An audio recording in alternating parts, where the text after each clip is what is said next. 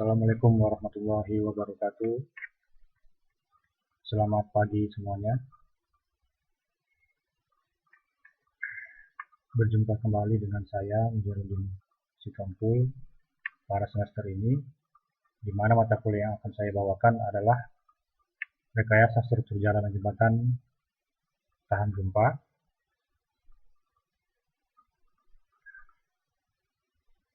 Mata kuliah ini membahas tentang struktur lapisan bumi, teori lempeng tektonik, mekanisme kejadian gempa, gelombang gempa, intensitas serta magnitudo gempa. Kemudian juga nanti akan membahas tentang bagaimana prosedur perencanaan jembatan terhadap beban gempa berdasarkan peraturan yang berlaku. Diharapkan dengan mempelajari setelah mempelajari mata kuliah ini, diharapkan yang pertama adalah mengetahui bentuk, ukuran, dan struktur lapisan bumi serta teori lempeng tektonik, mengetahui jenis dan mekanisme kejadian gempa dan patahan serta kerusakan akibat kejadian gempa, mengetahui dan mampu menghitung besaran dari jenis-jenis gelombang energi gempa, mengetahui dan mampu menghitung besaran intensitas dan magnitudo gempa, mengetahui jenis-jenis kegagalan struktur jembatan akibat gempa, mampu menghitung dan menganalisis struktur jembatan terhadap beban gempa, mampu merencanakan detailing untuk ketahanan jembatan terhadap gempa, dan yang terakhir adalah mengetahui penggunaan dan perkembangan teknologi seismic device pada jembatan.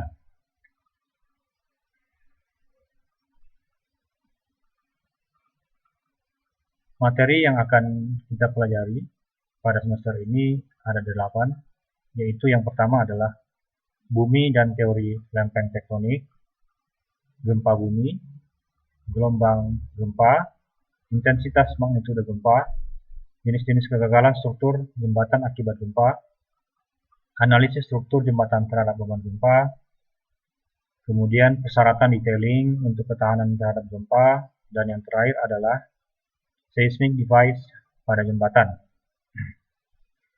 Adapun referensi utama yang akan digunakan dalam pembelajaran ini adalah buku Seismologi Teknik dan Rekayasa Kegempaan, karangan Pawiro di Kromo.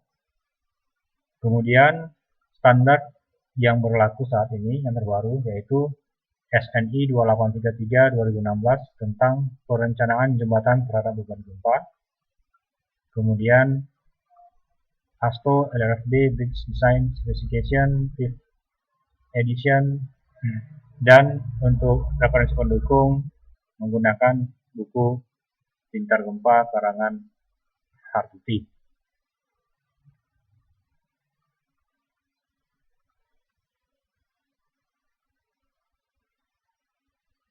Untuk sistem pembelajaran, metode pembelajaran itu masing-masing pertemuan itu berbeda, di mana untuk pertemuan pertama kemampuan akhir yang direncanakan yaitu mampu menjelaskan tentang lapisan-lapisan penyusun bumi, mampu menjelaskan tentang teori lempeng tektonik dan apa yang menyebabkan lempeng bergerak, yang mana bentuk pembelajaran berupa kuliah daring, ya. Kemudian aktivitas di kelas yang dilakukan adalah metode diskusi kelompok, di mana nanti saya akan memberikan sebuah permasalahan yang kemudian akan didiskusikan secara kelompok. Kemudian diharapkan dengan metode pembelajaran ini, ya, mahasiswa mendapat pengalaman belajar dengan mencari makalah, ya, makalah tentang bentuk, ukuran, lapisan penyusun bumi serta teori lempeng tektonik yang kemudian disusun menjadi makalah. Untuk penilaian teknik dan indikatornya. Untuk kriteria dapat dilihat dari ketepatan, ya, ketepatan dari materi yang dituangkan ke dalam makalah. Kemudian juga makalah tersebut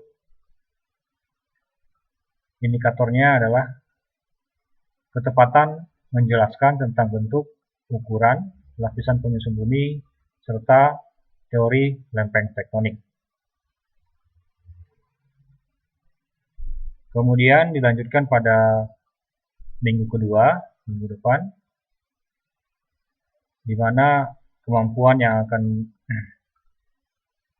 direncanakan, yaitu yang pertama adalah mampu menjelaskan jenis-jenis gempa, mampu menjelaskan mekanisme kejadian gempa, mampu menjelaskan pengertian patahan atau fault, dan jenis-jenisnya, juga mengetahui sumber gempa di Indonesia, di mana yang menjadi materi pembelajaran pada pertemuan kedua minggu depan adalah jenis-jenis gempa, mekanisme kejadian gempa, istilah-istilah kegempaan, kemudian patahan.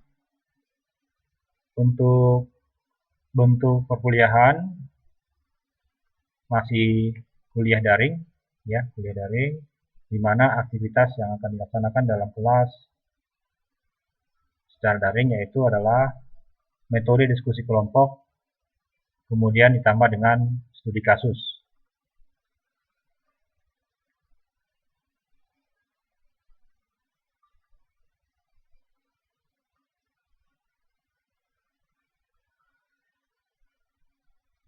Oke, sebelum saya lanjutkan pada materi ke minggu ketiga, ada yang mau ditanyakan sampai di sini? Baik, jika tidak ada, saya lanjutkan kembali. Untuk minggu ketiga, ya, diharapkan mampu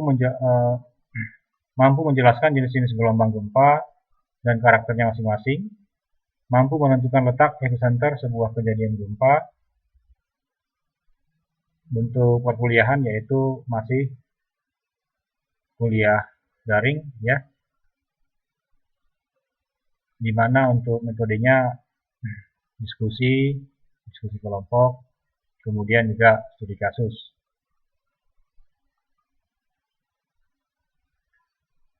Untuk indikator penilaian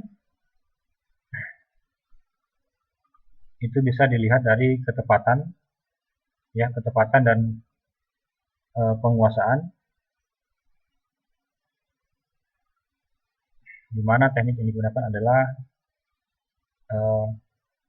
tanya jawab saat perkuliahan berlangsung. Kemudian untuk ketepatan itu pada saat koreksi, ya, tugas makalah, ya. Untuk pertemuan ketiga ini pengalaman belajar mahasiswa yang pertama adalah mencari materi makalah tentang jenis-jenis dan karakter gelombang gempa dan disusun menjadi ringkasan dalam bentuk makalah, kemudian menganalisis dan menghitung letak epicenter kejadian gempa sesuai kasus yang diberikan.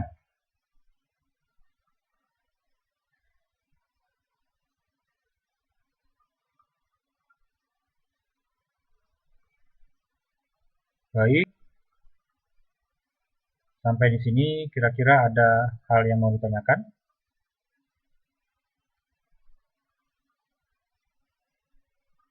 Oke, jika tidak ada lagi, saya rasa untuk pertemuan hari ini kita sudahi sampai di sini, ya. Sampai jumpa di pertemuan selanjutnya. Assalamualaikum warahmatullahi wabarakatuh. Selamat pagi semuanya.